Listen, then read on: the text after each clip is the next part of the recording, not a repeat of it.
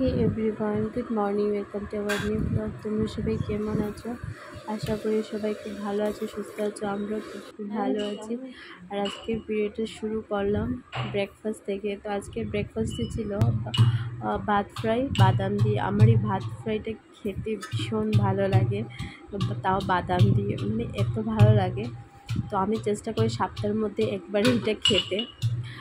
তারপর ভাত ফ্রাই খাওয়ার পর 2-3 ঘন্টা পর খেয়ে নিয়েছি আমি একটু ম্যাঙ্গো। তারপর বাবা বাজার থেকে চিকেন এনেছিল। তো চিকেন একটা ভালো করে ধুয়ে দই দিয়ে ভালো করে মশলা সব কিছু দিয়ে মা মেখে রেখেছিল ফ্রিজে। তো এখানে দেখতে পাচ্ছি পেঁয়াজটা কুচি করে কেটে নেওয়া হয়েছে। কেটে নেওয়ার পর আমি অলরেডি কড়াইতে দিয়ে দিয়েছি। তো এটা আমি একটু ফ্রাই করে নিচ্ছি, যতক্ষণ অবধি ব্রাউন কালার না হবে ততক্ষণ অবধি এটাকে একটু ফ্রাই করতে থাকবো। তারপর এদিকে মা আমাকে আলু কেটে দিয়েছে। তো ভেবেছিলাম আলুটা আলাদা করে ফ্রাই করবো, কিন্তু যা গরম পড়েছে থাক, এমনি রান্না করে নিই, আর এত টেস্ট খাওয়ার দরকার নেই। তো আলুটা আমি পেঁয়াজের মধ্যেই দিয়ে দিলাম। এই গরমের মধ্যে সত্যি কিছু ভালো লাগে না, আর ইচ্ছে করে না রান্না করতে। তারপরে একটু নুন, হলুদ, লঙ্কা গুঁড়ো অল্প অল্প দিয়ে দিয়েছিলাম, যাতে সব কিছু একটু ভালো করে ফ্রাই হয়ে যায়। আর সত্যি মানে এইরকম করে কখনো রান্না করি না, মানে আলুটা ফ্রাই করে রাখি একটু। আর যা গরম পড়েছে না, মানে আমার ইচ্ছেই করছিল না যে আমি আলুটা ফ্রাই করব। তারপরে এখানে মা দিয়ে দিয়েছিল রসুন আর আদা ফুটিয়ে দিয়েছিল, তো ওইটাও আমি দিয়ে দিয়েছিলাম।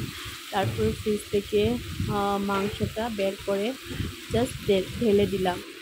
তো আরেকটু পেঁয়াজ থেকে ফ্রাই করলে ভালো হতো, বাট এই গরমের মধ্যে সত্যি পাচ্ছি না, যাচ্ছে। তো তোমরা জানো গুজরাটে তো প্রচুর গরম, ভীষণ গরম। তারপরে এখানে আমি চিকেনটা দিয়ে দিলাম।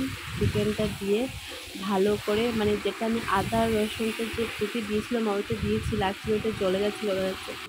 তারপর এদিকে মা টমেটো কুচি কুচি করে কেটে দিয়ে দিয়েছিলো, আর লঙ্কা। তো টমেটো লঙ্কাও দিয়ে দিয়েছি একসাথে। দাঁড়াতে ইচ্ছে করছে না রান্না করে, এত বেশি গরম। তো সব কিছু একসাথে খেলেই হলো আর কি। মানে এখন টেস্ট কে বানাবে, মানে এত ভীষণ গরম। আর তোমরা কোথা থেকে দেখছো আমার ভিডিও? যদি আমার ফেসবুক পেজ থেকে দেখে থাকো, প্লিজ আমার ফেসবুক পেজটা একটু ফলো করে দিও। আর যদি আমার ইউটিউব চ্যানেল থেকে দেখে থাকো, প্লিজ আমার ইউটিউব চ্যানেলটাকে সাবস্ক্রাইব করে দিও যদি নতুন হয়ে থাকো। আর এদিকে দেখতে পাচ্ছি চিকেনটা মানে সিদ্ধ হওয়ার জন্য আমি 1 গ্লাস জল দিয়ে দিয়েছিলাম। তো অনেকটা প্রায় সিদ্ধ হয়ে গেছে। তো ভালো করে নাড়িয়ে যাতে নিচে না লাগে, সেজন্য আবার ঢাকনাটা খুলে ভালো করে গেটে দিয়ে দিচ্ছিলাম। তারপর কি বলবো বন্ধুরা, মানে এত বেশি গরম, আর গুজরাটে থাকতে ইচ্ছে করে না। কী করবো বলো, থাকতে তো লাগবে।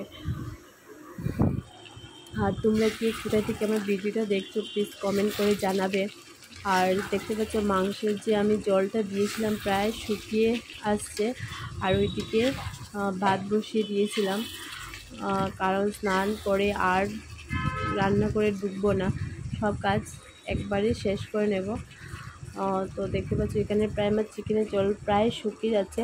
তো এখন একটু আমি হতে পারে লঙ্কা গুঁড়ো আমি প্রথমে দেইনি, ভুলে গেছি, তো একটু লঙ্কা গুঁড়ো অ্যাড করে নিচ্ছিলাম।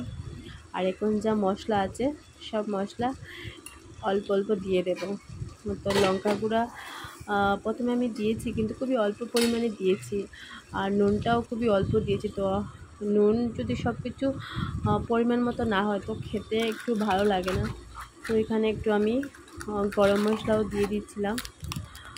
গরম মশলা, চিকেন গরম মশলা, দেখতে পাচ্ছি জলটা পুরো শুকিয়ে এসছে। তো এখন আমি চিকেন গরম মশলাটা দিয়ে দিচ্ছি, যেহেতু চিকেনটা শুকনো শুকনো করেই বানাবো।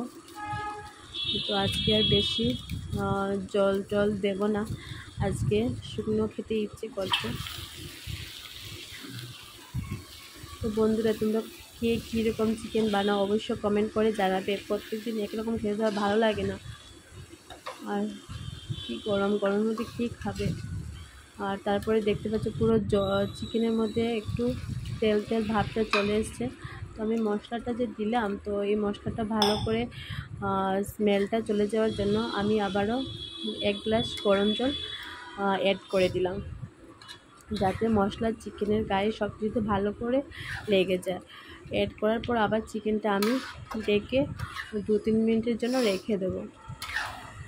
আর বন্ধুরা, আবারও বলছি, যদি আমার ফেসবুক পেজে তোমরা নতুন হয়ে থাকো, প্লিজ আমার ফেসবুক পেজটা ফলো করে দিও, আর অবশ্যই একটু লাইক কমেন্ট করে দিও।